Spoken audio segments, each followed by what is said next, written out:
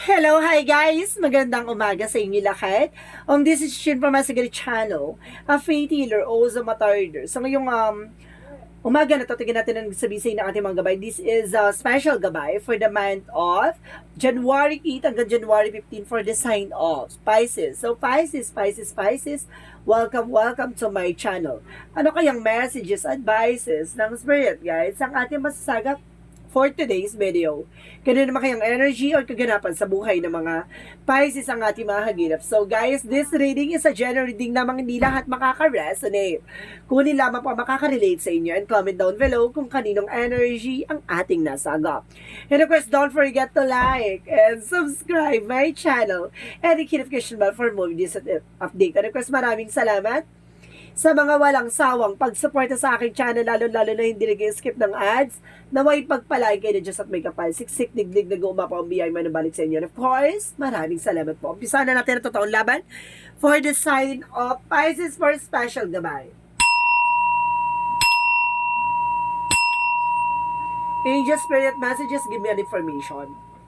Ano kaya ang gusto sabihin sa inyo ng ating mga gabay for today's video? So, there is a Nine of Pentacles. So, there is a blossoming abundance. So, maaaring lumago na ang negosyo anak buhay mo dito. And of course, para sinasabi dito na, kumbaga, pati yung mga something na, kumbaga yung mga blockages or something na gumagawa ng hindi maganda sa'yo, parang hindi umubra, no? So, there's an information, guys, na there is a Three of Pentacles. So, I mean na parang sinasabi dito, parang may gumagawa daw sa'yo dito ng, para agawin tong magandang eksena mo, no? Parang dinudumog ka ata ng client or customer, parang meron dito gusto sumapaw, na parang inaano nito, parang, wala siyang magawa. The way na parang, diba, nakikita niyang gumaganda yung eksena mo, parang may ginagawa siyang hindi maganda, diba? Parang, hinaharangan niya yung, or inaagaw niya yung mga client mo, no? Or something yung customer mo. Because there's a Three of Pentacles, there's a collaboration and teamwork. So let's see what is additional messages. And of course, there is a strength card. So there is a confidence. So kailangan magkaroon confident dito at kailangan mo maging matapang, no? And of course, there is an information na kailangan mong labanan yan. And of course, there's a King of Cups, there's a devoted supportive person. May tao sumusuporta at gumagabay sa'yo dito. And of course, guys, there's Page of Swords. So there's an information na hinahatid sa'yo ng Angel Spirit na may mga bagay na dapat kang malaman at mga bagay na dapat alamin. And of course, there's Knight of Swords. So there's a success driven. So ibig sabihin magtatagumpay ka dito, no? There's a spark dito na kumbaga parang signs or signals na kumbaga makikita mo na malapit na ako sa ginagawa kong eksena para mapagtagumpayan, ganun, or kung ano man yung situation na ginagampanan mo, no, or ginagawa mo. So mapagtatagumpayan mo raw yan. Because let's see what is the Nine of Pentacles. So, there's a High Priestess. I told you, di ba? The Nine of Pentacles kasi parang na-sense kasi ako na parang may gumagawa ng eksena sa'yo. And the High Priestess and the hidden agenda and hidden enemies. So, see? Maging aware ka hala sa paligid mo to. Maaaring kung may tindahan ka, no? Maaaring hinahatak nito. Parang inaano niya, pag magkatabi kayo ng tindahan or medyo magkalayo, parang tinatawag niya yung customer, no? Parang ganun. Nagkakaroon ng sabotage. And the Seven of Wands is a protections, no? Protect your power, protect your energy. So, let's see what is the strength card. So, there's the Ten of Cups. So, there's a happiness. No? Kumbaga dito guys, parang nasa-sense ko dito, parang mayroon pa ako nasagot dito, na parang ginagawan ka ng hindi maganda, pero hindi umuubra. Pero the way na parang, diba, parang ginagawa niya physically, parang gano'n, parang inaano niya na, parang inaagaw niya na ng mano-mano, no? Kumbaga ganun. And because there's a Ten of Cups dito, there's a happiness. Kailangan maging masaya at maging matapang dito kasi naiinggit kapag ganun ka. And of course, there's a Three of Cups. So, there's an information the third party. Maaaring itong tao na to naiinggit sa'yo is either family ng asawa mo or family mo. Or either talaga naiinggit sa'yo ng inyo ng asawa or may gusto sa asawa mo. And because there's a Five of Wands, so get more information. Five of Wands is complication. So, gumagawa ito ng komplikado sa'yo. Or something itong tao gumagawa sa is a competitor. So, let's see what is the Nine of Swords. The Knight of Swords represent the Seven of Pentacles. So there's an harvest time. At the end of the time, mag-harvest ka dito. No? Kumbaga may mga bagay na makukuha ka at the end of the time. Kumbaga, mga pinaghirapan at pinagpaguran mo. No? Kumbaga, makikita mo na parang there's a spark or shining, shimmering kineso. No? Kumbaga, makikita mo na siya na unti-unti nang natutupad. So let's see what is the Nine of Pentacles and the High Priestess. And of course, there is a Four of Wands. So, there is a celebration coming in for you. May celebration dito. There's a homecoming, celebration, twin flame energy with the Four of Wands. And of course, para sinasabi dito guys na, kumbaga there's a wedding and engagement. So, let's see what is the Three of Pentacles and of course the Seven of Wands. So, there's a justice. So, see, gawan ka ba ng esena na sinasabi dito, protection mo yung sarili mo. Protection mo yung ground mo. Gumamit ka ng charms of protections. Sinasabi sa'yo dito, there's a justice, no? Ibabalik sa kanila yung mga ginawa nila. Diba? There's a karma, team. Hindi natutulog yung karma. So, let's see what is the strength card of the Ten of Cups. So, there's the Emperor, the be mature enough. So, kumbaga, ang pagiging mature kasi is that, pumapatol ka, di ba? Kumbaga, gagawa ka ng way para mas lalo silang magalit at mainis sa'yo, di ba? Parang the best revenge is being successful. So, on the how, di ba? On the how. So, sinasabi dito na ipakita mo sa kanya na masaya ka, o ipakita mo sa kanya na hindi nag-work yung ginagawa niya. The way na parang, di ba, yung ginagawa niya dasal sa'yo or ginagawa niya paninira sa'yo or something, kung ano man yan. So, ginagamitan mo ng dasal or something, charms, nang sa ganun, mag-bounce back lahat ng ginagawa nila. So, let's see what is the King of Cups and the Three of Cups. Kasi there's an evil eye. There's an evil eye curses, no? Kumbaga, mayroong sumpa na nagdudulot ng, kumbaga, mapanirang mata. No? And of course, there is a Three of Swords represent an inggitera. No? May naiingat behind your back. Nakikita nyo guys. So, there's a possible na maaaring kaibigan mo, kapitbahay mo, kamag-anak mo, or kamag-anak ng person mo. Or either may gusto sa person mo. And the devil is here. I told you. Diba? The devil and the Five of Wands, may gumagawa ng complication sa'yo. So, itong tao na to, hindi titigil hanggat hindi ka masira. So, let's see what is the Seven of Pentacles and the Queen of Swords. So, there is the black namin. So, see, ayon, kumaga nagkakaroon ka ng delays and of course cancellation sa anumang plano mo or sa mga ginagawa mo. That because kasi may gumagawa dito ng devil energy. So, sinasabi, see, tuloy-tuloy ang sinasabi dito na, kumaga, what you need to do. No? Ano yung mga bagay na kailangan mong gawin? Kumbaga magkaroon ng protection and charms nang sa ganon, kumbaga hindi makapasok sa'yo yung mga ginagawa niya. At the same time, yung charms na yun yung gagawa ng paraan para sumuko sila sa ginagawa nila. At the same time, para mag-bounce back sa kanila lahat ng ginagawa nila. No? Kumbaga there's a black, kumbaga evil eye contract or evil eye curses na, kumbaga yun yung magsisilbing shield mo. No? And of course, parang gagawin mong reflection or salamin mo na parang may babatuhin silang sa'yo at magbabounce back lang sa kanila. Diba? So, let's see what is additional messages for the outcome. The Ten of Swords. So, there's a backstabbing. No? Binabackstab ka. Or some of you baka nananakit ng likod or mayroong mga pananakit ng likod. And of course, para may lamig ka sa likod. And of course, there's a King of Cups. So, there's an offer. Susubukan itong, kumaga mag-apology or something. Mag-ingat ka. And of course, there's an Eight of Wands or something messages. Para makakuha ng information sa'yo or something makausap ka, gato ganyan. Mag-ingat ka, baka may ipakain sa'yo dito na, diba? Kumaga, backstab, ibig sabihin talagang bigibigay niya physically sa'yo. No, personally, ibibigay niyo yung pagkain na to para yung pagkain na to ay may dasal, no? Para mayroong ka, kumbaga, subuka ka or something na, kumbaga, magtay ka, ganun or something na may maramdaman ka, no, inside your body. So, let's see what is additional messages for your career. Sa career is the King of Wands, control, no? Control in the Four of Pentacles. So, sinasabi dito, mag-budget ka, protectionan mo yung grounds mo, kontrolado mo yung pagdating sa finances, diba? Protectionan mo kung ano may pinaghirapan mo. Pagdating sa love life, so there's a Queen of Wands, so there's a confidence. And of course, sinasabi dito, there's a the Moon card. So there's a revelation. So ibig sabihin, maaaring itong tao gumagawa sa iyo, maaaring may inggit sa asawa mo or may gusto sa asawa mo. No? And of course, pagdating sa health, guys, so there is a possible, there is a Tower mo. See? There is an information dito pagdating sa health na, kumbaga, lumalapit to sa'yo para sirain ka.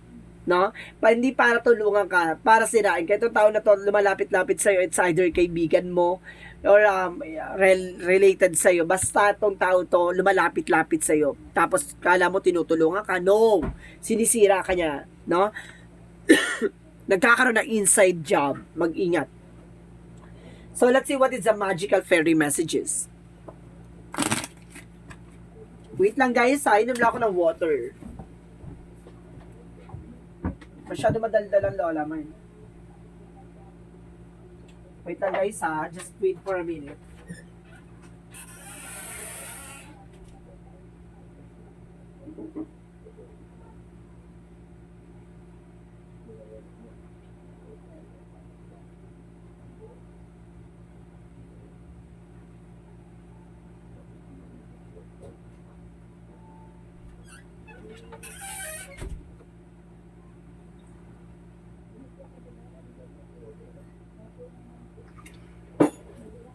Ayan. Thank you guys for waiting me. Thank you very much. So, yun na. So, what is the magical fairy messages? So, get some exercise. So, kailangan mo ng some exercise dito, ha? Baka ginagamitan ka sa lamig-lamig or pananakit ng katawan. Ganun. So, let's see what is Yin and Yang Oracle card. For Yin and Yang Oracle card, Angel Spirit Guide, please give me information. So, there's the higher self activation, no? Parang nilalapit ka dito sa Panginoon. At para ma-activate tong mga kakayanan mo. Or something, intuitions mo. Binibigyan ka ng information dito natin sa'yo para malaman mo yung mga bagay-bagay sa paligid. And of course, there's a solid foundation, no? Structure. Parang palalakasin ka nito ng bagay-bagay na to na kumbaga patitibayin ka. Additional messages. And of course, memories. So, there's an information dito na maaring may mga bagay dito na parang about sa nakaraan. No? There's an about sa nakaraan. Mga issue. Ganun. May mga issue dito. So, let's see what is Archangel Raphael. Exercise is the key. So, ibig sabihin, kailangan nyo rin na exercise talaga. Ang laking factor na may exercise dito. So, let's see what is additional messages. And there's a cornucopia. And of course, kailangan niya fruits and vegetable, ha? And there's a patience. So, kailangan nyo antayin or kailangan nyo habaan ng pasensya nyo. Kaya, there's a perfect timing, no? And of course, there's an appreciation. May mga bagay na kailangan mo ma-appreciate. So, let's see what is additional messages for Angel Spirit, guys. And of course, guys, there's an earth by the learning how to be human in the world but not for fit. O, see? Ibig sabihin, matuto ka na pagiging tao, no? So, sa mundong ginagalawan mo ang mga tao, no? Sa paligid mo ay, kumbaga, mag-iingat ka kasi yung iba dyan plastic or karamihan dyan plastic, no? Kumbaga, mapanlin lang ang mga tao dyan sa paligid mo, no? Additional messages.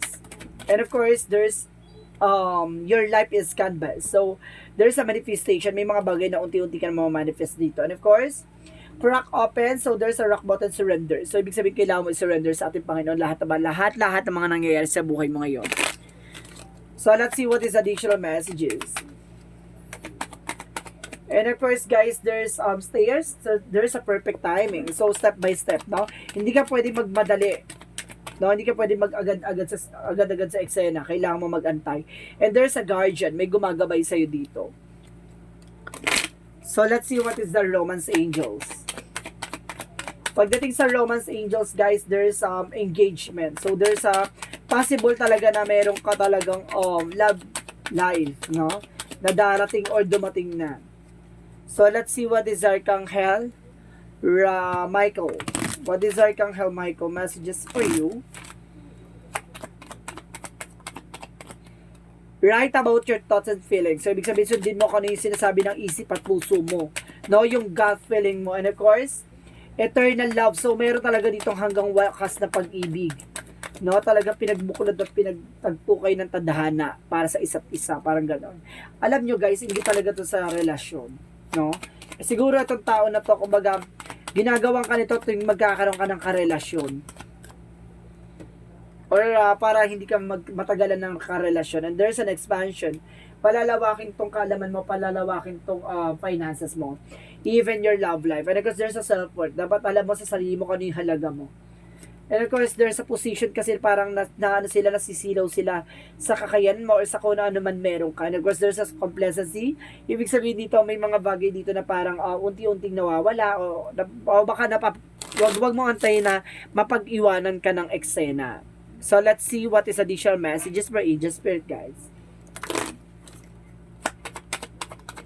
And there's a writing. So, ibig sabihin dito, ikaw magsusulat ng kapalaran mo. And there's a crystal. So, some of you kailangan nyo ng mga gemstones, crystal stones, na makakatulong sa'yo for healing energy. No? So, let's see additional messages.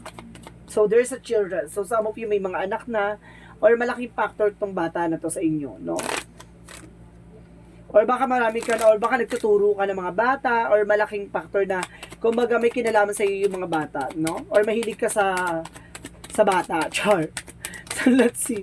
There's a discipline. So, kailangan disiplina sa sarili mo. No? There's a discipline. And of course, let's see. And there's a judgment. So, ibig sabihin dito, may mga bagay tayong nararanasan na, kumbaga, kakaiba or iba sa lahat, no?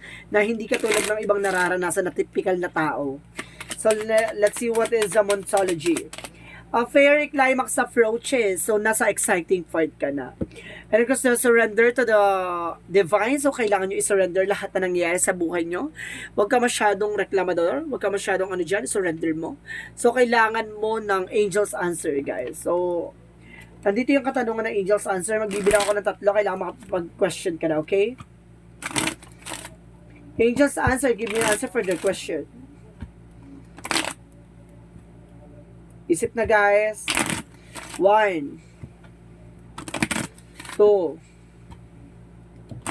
3. Angel's answer. Give me an answer for the question. Anong katanungan ng ating mga Pisces ang ating masasagot for today's video?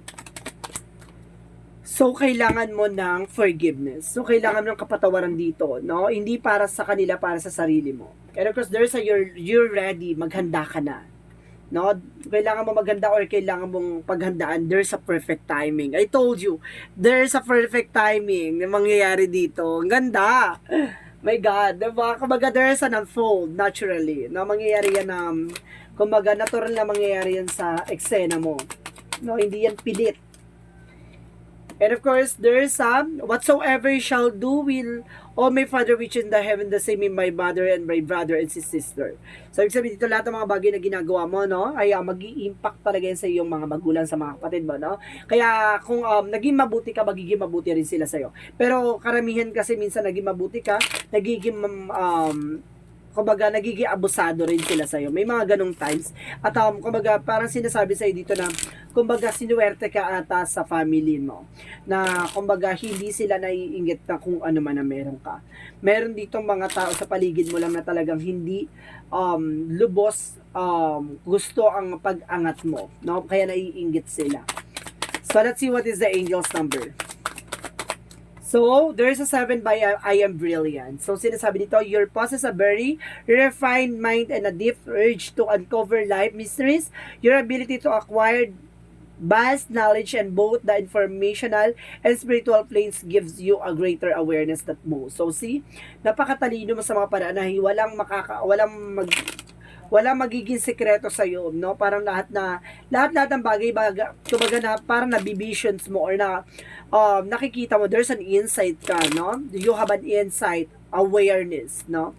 Na nakikita mo na kagad yung mga bagay-bagay na mangyayari or either, kumbaga malakas sa pakiramdam mo or gut feeling mo.